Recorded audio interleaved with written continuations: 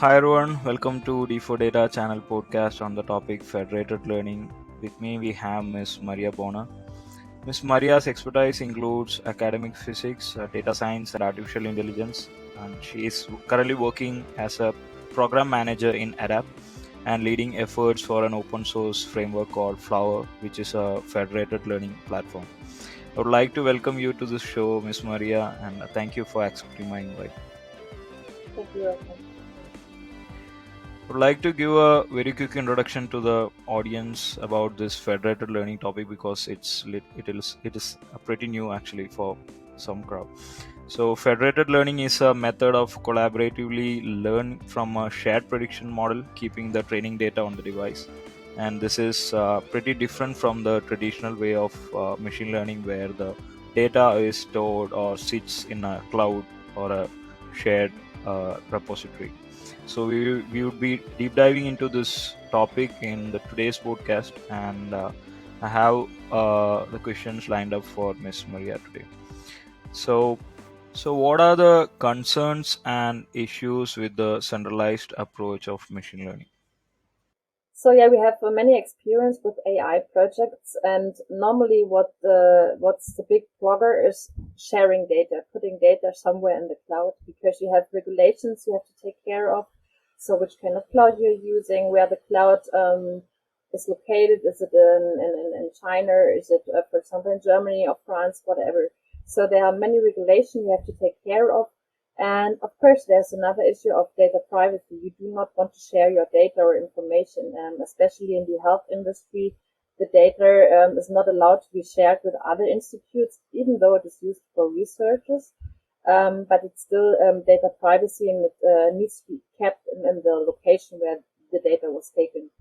And of course, you can imagine that as soon if you have like a centralized setup, so imagine that you place all your data into the cloud, and in the cloud you're creating an AI training. You can imagine that you need a big data infrastructure in order to create a very good AI model at the end, because the more data or the better the data, the better the AI system at the end. And in order to build up everything, you need this big data infrastructure, which is quite time consuming to build and also expensive in building up everything, but also maintaining and developing everything. And also every minute of running within the cloud takes a lot of money. So you should always think about these facts before you set up your centralized learning, machine learning model. So these are all like limits. And as well, not forget about if you want to process, for example, video information. So if you think of processing images or video images, you need to upload a whole video, which takes quite a long time and requires a big bandwidth. So this could also be an issue with centralized machine learning programs or projects that you have to face within the project. So these are all some difficulties when you set up centralized machine learning models. Okay, got it. So over to the next question. So, what is the history behind federated learning and how it's been introduced as a practical version? So the history behind is that in 2017 there was a very great article from Google who implemented or used federated learning in the Gboard on your smartphone.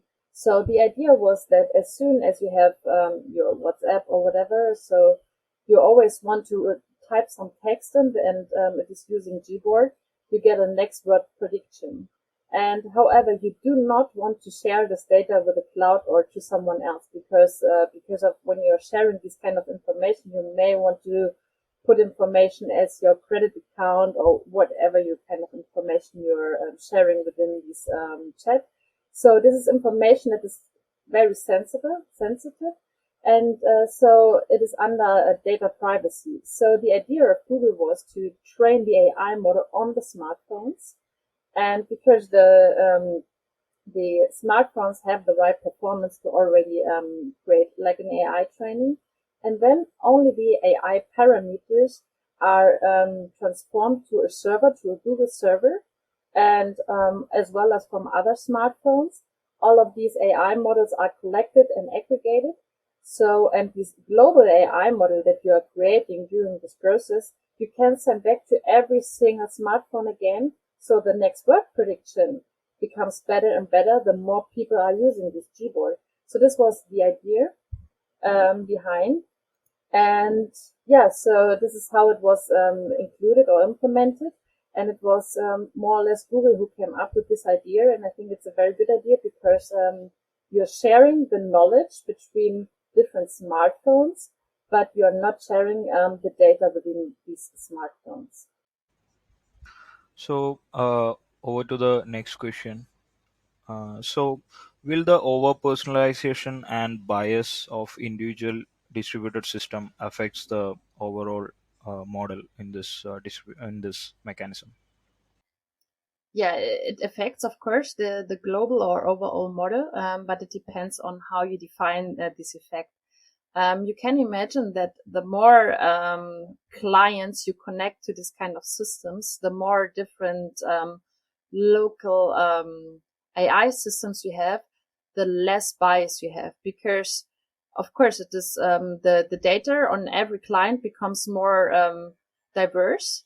So you're collecting more or less more diverse information or knowledge. So the effect of bias to the overall model is reduced quite a lot because this is the idea is to be to have a more variant AI system by connecting different types of information.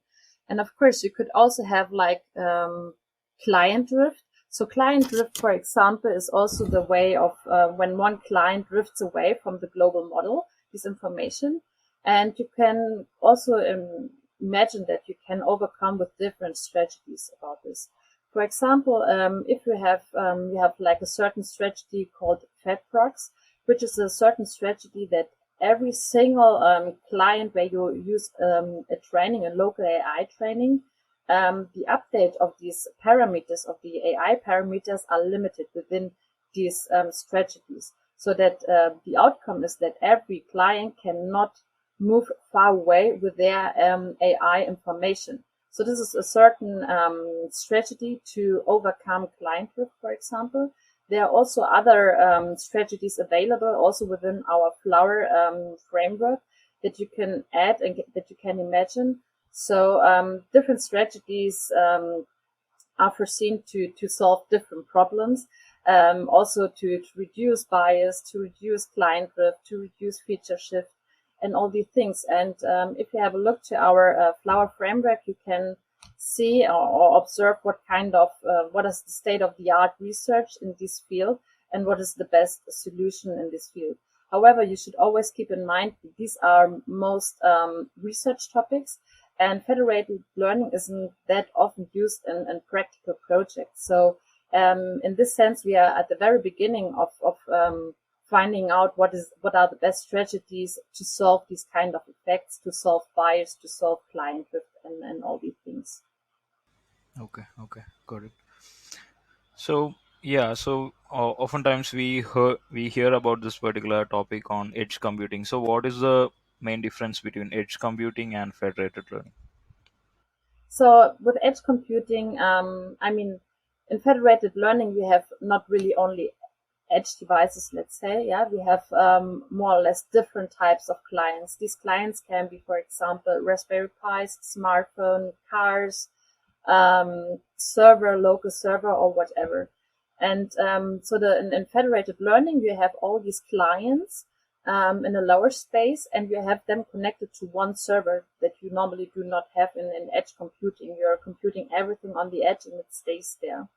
So in federated learning, what you are doing is you have your local training. You train based on the local data. You train your AI model.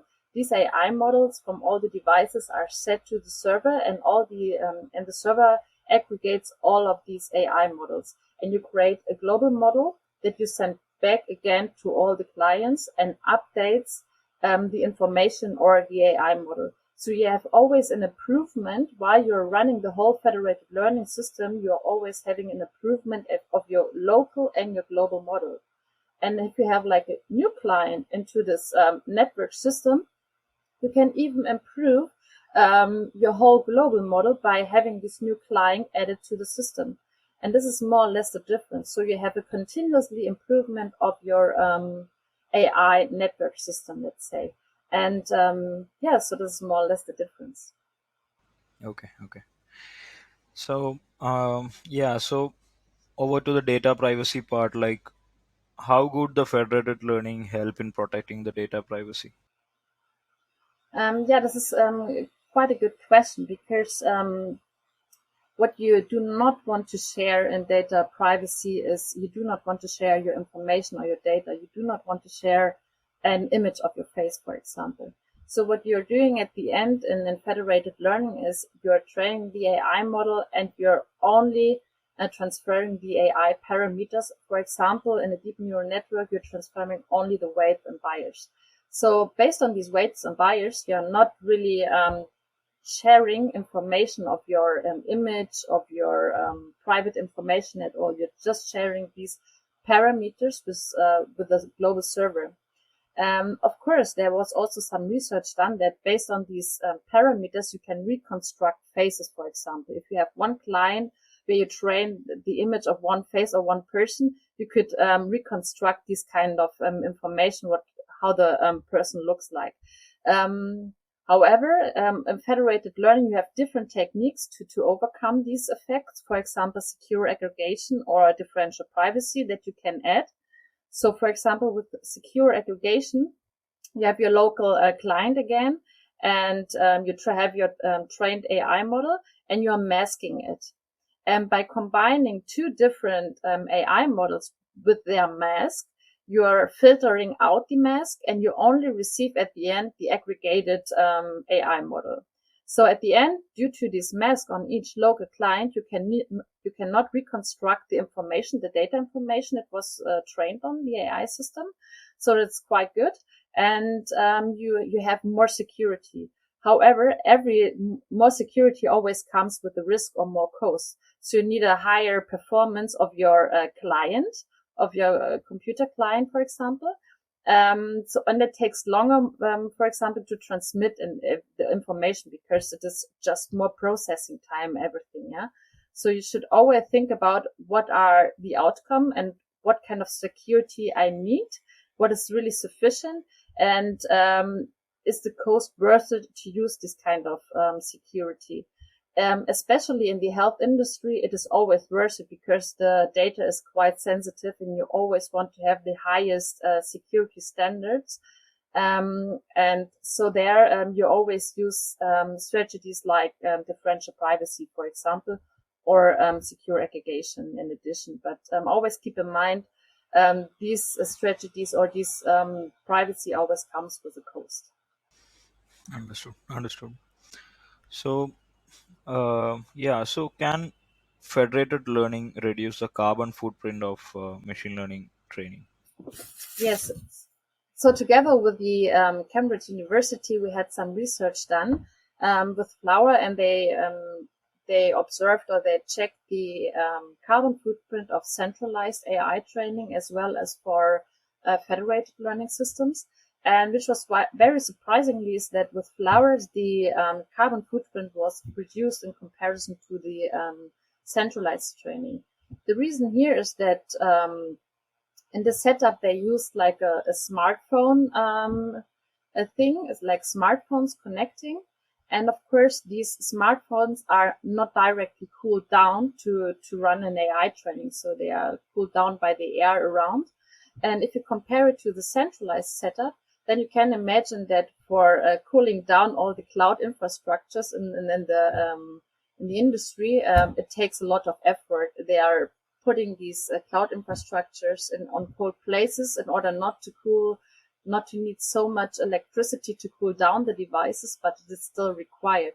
So, and this takes a lot of energy, and you also have to think about what kind of energy every country is using where the cloud infrastructure is located. This is more or less the reason why federated learning can reduce the carbon footprint. But you also have to keep in mind that if you're running or you have a system where the data is located in different cloud infrastructures, and you're training there, you're performing a training there, and at the end you're having somewhere else a local, a global server where you collect all the information, you would not have that improvement of a carbon footprint reduction, because you also having an active cooling in this cloud infrastructure on the separate clients. Yeah, you should always think about the use case, and if you have a client that has indirect cooling like smartphones or laptop or whatever, then it can reduce the carbon footprint in the sense. Okay. I would say that's a very big advantage actually, because nowadays like it is having like a lot of importance for measuring the carbon footprint of each AI models, and like we know like how big a threat is for the entire space, where like we are training lots of transform models and all the other mega models where it emits a lot of carbons while training, and not even training like in the inference time as well. So it's a good point to actually note on the federated learning on this aspect actually. So over to the next point. So like talking about the use cases of federated learning, like do you have a very important use case to actually share in this space? Yeah, there are so many use cases. Of course, I think the most important ones and the most active ones we are working on right now is more or less the health industry. So different research institutes collecting, for example, cancer information, cancer images. They are sharing their knowledge with federated learning. And the idea here is together with the Barcelona Superconducting Computer Institute, um, we have a program where federated learning is used to improve the cancer treatment, or to decrease the cancer treatment, because what you're doing here is you're making an image of the certain of breast cancer of the breast, and check if there's cancer or not, and then you see if it is likely to have a malignant cancer or not, and if yes, then you get further treatment. And all these information or these decisions are also based on AI system, as you may know. And in order to improve these kind of pre go through these data, we are using federated learning and using the information as well from other institutes to collect information about images of breast cancer, and to have really a reduced treatment on people who could have possibly cancer. This is a very great research topic, but we also have other great research topics, for example, and predictive maintenance of machines, which is a very different topic. You can also imagine that in the industry, you are having big machines producing devices or whatever, and they are having failures, for example. And these kind of research is like an anomaly detection. So you have very rare cases where some failure happens. But of course, you want to predict these kind of failures. In order to increase the number of possible events, you could also connect different machines to each other with federated learning, so that every machine learns from each other, and this anomaly detection becomes better and better. So the production time of the industry becomes better and better in the future. Okay. I could actually understand the importance of federated learning from these particular use cases actually. So over to a couple of other aspects in the federated learning uh, space. So, like talking about the architecture. So, what are the prominent architectures available in the space, and like how it is being kind of implemented actually? So we have the classical way, more or less, like the way that we have like different smartphones, like clients who are connected to one server, let's say, and every smartphone sends their AI model, their updated AI model. But of course, you could also imagine like other clusters, let's say. We can also imagine, for example, if you're a car, then you have like, you're sending your data to Audi or to Tesla. And so this is your cluster. So Audi would have a cluster and Tesla would have a cluster where all the clients are their network participants. And at the end, you could also combine, for example, Tesla together with Audi and their information. So there you are proving your autonomous driving of each car, but also from each company. So this is some difference that you have. And yeah, it always depends on your use case that you have, how you want to set up your federated learning architecture. And it can become quite complex in the infrastructure at the end. But we always help you to solve this issue and to tell you what is the best infrastructure and what is the best use case in your sense. Okay, okay. So to understand a bit more about the implementation aspect, actually, so what are the like let's say like how well the federated learning is actually fitting into the supervised and unsupervised learning task actually. Yeah, so in the supervised learning task, it is working quite good. The idea of creating Flower was that you already have your centralized AI model, because I mean, many projects using AI, they have put a lot of effort in their AI training.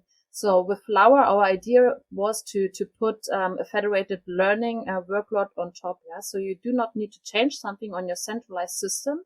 You only need to add Flower that you can run it federated. So this is more or less the idea behind. And so it's quite easy to implement even federated learning, even though you only have a centralized learning. And of course, you can then imagine that in the sense of supervised learning, it is working quite well. In the sense of unsupervised learning, the research is at the very beginning. And I think we still need to wait how well this is going and in which direction we can use it and what are the results at the end. Okay, okay, got it. So over to the last point, like on the challenges. So, like, what are the typical challenges? As you said, like anyway, this is in a very starting phase. So, in the starting phase itself, you would have actually spotted like so many biggest challenges in the space. So, if you could elaborate on the challenges which you're observing in this particular implementation side. Yeah, so what is quite challenging is for every data scientist is more or less the data, how you can make the data ready for AI systems. This is even for federated learning the same case. You always need an AI training, and therefore you need to standardize your data or your information and to make it processable. Um, in addition, more or less, you need like a model that works for everyone, for every client, which can also be like an issue. You could imagine that one client has two features more than the others, and then you have to think about, okay, the point is you share the AI parameters in the federated learning, and in the simple setup, you're just simply averaging the corresponding parameters. So you need in every client, you always need the same model structure and architecture. If you have different features on the client, you have to think about a way how you can combine these two models together. And this is quite I mean, this can be a big challenge, but of course, it depends also on the question always, or you always have to ask yourself the question, what do you want to learn, and what are the important information that you need, and so therefore you can set up the certain AI structure, model structure on the clients. And of course, also a big topic is how the data is distributed. If we think about MNIST, for example, you could imagine you put on one client, you put only the number 1 and 2, and on other clients, you have the number 3 and 4. And of course, in these kind of systems, the federated learning setup is quite challenging. I mean, you need longer time for reaching a certain accuracy, and it isn't that good as a centralized learning setup.